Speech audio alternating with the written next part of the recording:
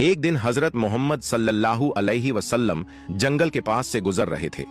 तभी उन्होंने देखा कि एक यहूदी ने एक हिरण को बांध रखा है। जैसे ही उस हिरण की नजर नबी पाक सल्लल्लाहु अलैहि वसल्लम पर पड़ी, वह रोते हुए बोल पड़ा, या रसूल अल्लाह, या हबीब अल्लाह, आज सुबह मैं अपने बच्चों को छोड़कर खाने की तलाश में निकला था। उसी दौरान यह यहूदी आया और मुझे पकड़कर बांध दिया। सुबह से अब तक मैं यूं ही कायद हूं। या रसूल अल्लाह सल्लल्लाहु अलैहि वसल्लम, मेरे छोटे छोटे बच्चे हैं। सुबह से मैंने उन्हें दूध नहीं पिलाया। वह मुझे ना पाकर परेशान हो गए होंगे। शायद उनका गला दूध ना मिलने की वजह से सूख गया होगा। या रसूल अल्लाह सल्लल्लाहु अलैहि वसल्लम, मेरी आपसे इल्तिजा है कि आप मेरी मदद करें। मुझे मेरे बच्चों से मिलने और उन्हें दूध पिलाने की इजाजत दिला दें। हिरण्य की दर्द भरी गुजारिश सुनकर हजरत मोहम्मद सल्लल्लाहु अलैहि वसल्लम की आंखों से आंसू छलक पड़े। आपने उस यहूदी से फरमाया, ऐ यहूदी, तुमने इस मासूम हिरण्य को क्यों बांध रखा है? यहूदी ने जवाब दिया, मैंने इसका शिकार किया है। जंगल के जानवरों का शिकार करना जायज है, इसलिए इसे बांधा है। नबी अकरम सल्लल्लाहु अलैहि वसल्लम ने फरमाया, क्या तुम नहीं देख रहे कि यह एक माँ है? इसके थन दूध से भरे हुए हैं। यह अपने बच्चों को दूध ना पिला पाने की वजह से परेशान है। इसे छोड़ दो ताकि यह अपने बच्चों को देख सके और उन्हें दूध पिला सके। यहूदी ने कहा, मैंने इसे बड़ी मेहनत से पकड़ा है, अब तुम्हारी बात मानकर इसे क्यों छोड़ दूं?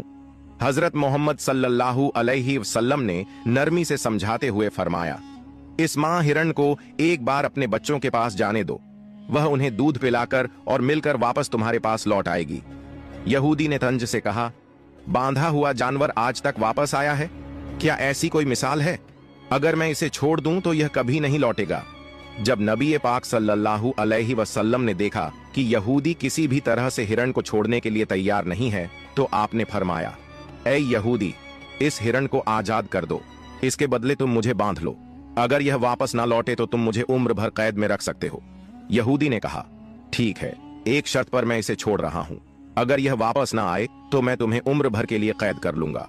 आखिरकार यहूदी ने हिरण को छोड़ दिया और हजरत मोहम्मद सल्लल्लाहु अलैहि वसल्लम को बांध दिया। आजाद होते ही हिरण तेजी से जंगल की तरफ भाग गया। यहूदी दिल ही दिल में हंसते हुए सोचने लगा, हिरण अब कभी लौट कर नहीं आएगा। इस आदमी को मैं हमेशा के लिए कैद में रखूंगा। इससे बड़ा बेवकूफ मैंने पूरी दुनिया में नहीं देखा। एक जंगल के जानवर के लिए इसने अपनी जिंदगी दांव पर लगा दी। हिरण तेजी से अपने बच्चों के पास पहुंचा। बच्चों ने उसे देखकर हैरानी से पूछा, अम्मा, आप सुबह से कहां थीं? हम आपका इंतजार करते करते थक गए। बिना दूध के हमारा गला सूख गया है। क्या हो गया है कि आप हमें छोड़कर चली गई थीं? मां हिरण ने बच्चों को समझाते हुए कहा, मेरे प्यारे बच्चों, आज सुबह जब मैं तुम्हारे लिए खाने की तलाश में निकली थी तो एक यहूदी ने मुझे पकड़ लिया। वह मुझे बांध कर ले गया। फिर अल्लाह के प्यारे नबी सल्लल्लाहु अलैहि वसल्लम उस रास्ते से गुजरे। मैंने उनसे तुम्हारी हालत के बारे में कहा और उनसे मदद की गुहार लगाई। हिरण ने आगे कहा, नबी करीम सल्लल्लाहु अलैहि वसल्लम ने मेरी मदद करने के लिए खुद को उस यहूदी के पास गिरवी रख दिया ताकि मैं तुमसे आखिरी बार मिल सकूं। अब मुझे वापस लौटकर जाना होगा क्योंकि मैंने वादा किया है कि मैं जरूर लौटूंगी। मां हिरण ने अपने बच्चों से कहा, मेरे प्यारे बच्चों, वह नरदिल यहूदी अल्लाह के प्यारे नबी सल्लल्लाहु अलैहि वसल्लम को बांध कर रखे हुए है। इसलिए तुम जल्दी से मेरा दूध पी लो। मुझे वापस जाना होगा। मैं अपने नबी को तकलीफा में नहीं छोड़ सकती। जब हिरण के बच्चों ने यह सुना कि उनकी मां नबी करीम सल्लल्लाहु अलैहि वसल्लम को यहूदी के पास गिरवी रखकर सिर्फ उनसे मिलने और दूध पिलाने आई है, तो वो रोते हुए बोले, अम्मा, आप कैसे सोच सकती हैं कि हम उस नबी के रहते हुए आपका दूध पिएंगे जिन्हें यहूदी ने कैद कर रखा है? नहीं, हम आपका दूध नहीं पी सकते। आप चलिए, हम भी आपके साथ चलेंगे। हम अल्लाह के नबी की तकलीफ सहन नहीं कर सकते। उसके बाद मां हिरण अपने बच्चों के साथ नबी करीम सल्लल्लाहु अलैहि वसल्लम के पास लौटने के लिए चल पड़ी।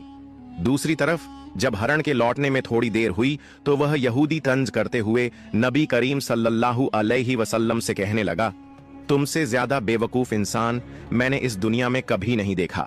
एक जंगल के हिरण के लिए तुमने खुद को मेरे पास गिरवी रख दिया।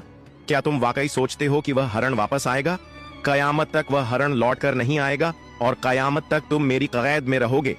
यह सुनकर नबी करीम सल्लल्लाहु अलैहि वसल्लम ने बड़ी नरमी से कहा, ऐ यहूदी, थोड़ा सब्र करो, वह हिरण जरूर लौट कर आएगा। अल्लाह की मर्जी से वह तुम्हारे पास वापस आ जाएगा। यहूदी हंसते हुए बोला, ए मोहम्मद, अपनी इन अलौकिक कल्पनाओं को छोड़ दो। मैं पूरे यकीन के साथ कह सकता हूं कि वह हरण कयामत तक वापस नहीं लौटेगी। इस तरह कुछ समय और बीत गया। यहूदी मन ही मन सोचने लगा, मोहम्मद को बंधक बनाकर मैं इसके साथियों से बहुत सारा धन वसूल करूंगा। क्या कभी कोई हरण इंसान की ममता के कारण लौटकर आया है? थोड़ी देर और बीतने के बाद यहूदी ने देखा कि न सिर्फ हरण लौटकर आ रही है, बल्कि उसके साथ उसके बच्चे भी हैं। यह देखकर वह हैरान रह गया।